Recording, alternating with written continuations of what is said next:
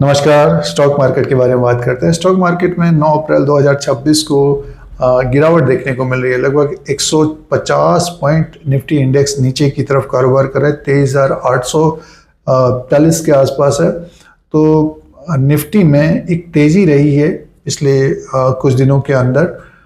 आज के दिन की बात करते हैं तो गिरावट देखने को मिल रही है, मुनाफा वसूली देखने को मिल रही है। इसी के बारे में बात करते हैं। जो अपडेट्स आ रहे हैं, ट्रेंड है मार्केट का, इसके बारे में बात करेंगे। आगे चौथी तिमाही के भी नंबर्स आने वाले हैं। आज बड़ी कंपनी टीसीएस के भी नतीजे आएंगे।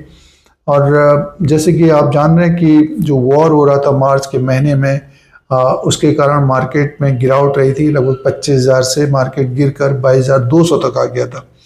तो बहुत सारे निवेशक, जो रिटेल निवेशक थे, खास तौर से बॉटम में जो खरीदारी करना चाहते हैं या फिर और गिरेगा मार्केट करके खरीद नहीं पाए थे। तो अचानक से देखिए 2000 पॉइंट मार्केट ऊपर की तरफ, लगभग 1800 पॉइंट ऊपर की तरफ मार्केट आ गया।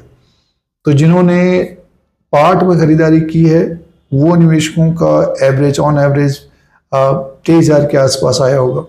और आज के दिन देखते हैं तो 23,800 के आसपास है। तो स्टॉक्स पर भी तेजी देखने को मिली थी, बट आज स्टॉक्स में भी गिरावट है।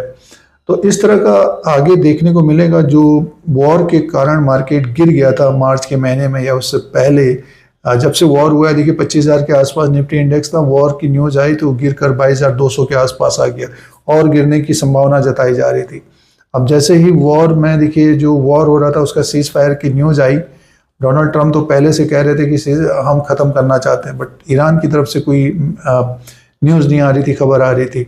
तो अब दोनों ने 15 दिन के लिए, 2 हफ्ते के लिए सीज फायर का ऐलान किया था। बट ये कि अब फिर से देखिए एक तरह से वॉर की सिचुएशन बनी है और जो खबरें आ रही हैं ईरान की तरफ से या अमेरिका की तरफ से, डोनाल्ड ट्रंप की तरफ से, तो सीज फायर भी हुआ भी है। बट ये कि वॉर थोड़ा बहुत जारी है वहाँ पर, और इसके कारण आज मार्केट नीचे की तरफ है और जो क्रूड ऑयल है वो ऊपर की तरफ है।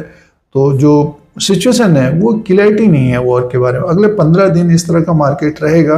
बट लोअर लेवल से मार्केट ऊपर की तरफ आया है तो बाइंग तो देखने को मिल रही है। मार्केट अगर नीचे की तरफ आ रहा है, जैसे कि अभी देखिए 23,759 का निफ्टी ने लो बनाया है, तो आज इंट्राडे का तो ये स्टॉप लॉस होगा।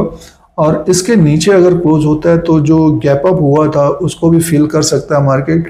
और अचानक से जो 2000 पॉइंट मार्केट बढ़ा है और निवेशक खरीद नहीं पाए, रिटेल निवेशक जो खरीद नहीं पाए, तो उनके लिए एक तरह से देखिए ये अपॉर्चुनिटी होगा। और जो स्टॉक सिलेक्शन करना चाहिए उस कंपनी के बारे में जानकारी रखना चाहिए। जैसे कि चौथी तिमाही के नंबर्स आएंगे, उसमें डिविडेंड भी दे रही है कंपनियां और डिविडेंड्स, लाभांश से फ़ायदा देखने को मिलता है।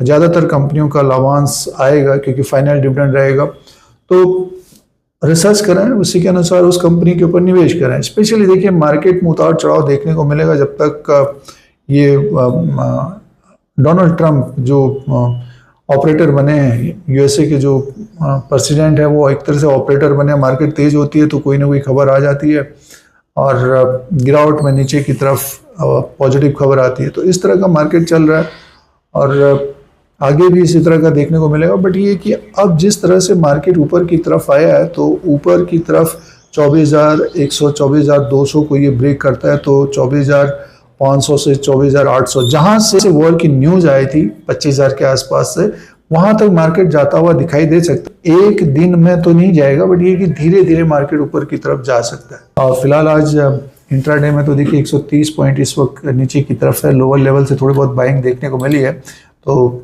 23,759 का एक स्टॉप लॉस होना चाहिए जो कम समय के लिए निवेशक कारोबार करते हैं। जो लंबे समय के लिए अपना इन्वेस्टमेंट करना चाहते हैं, तो मार्केट नीचे की तरफ आता है तो अच्छे कंपनियों के ऊपर नज़र रखनी चाहिए।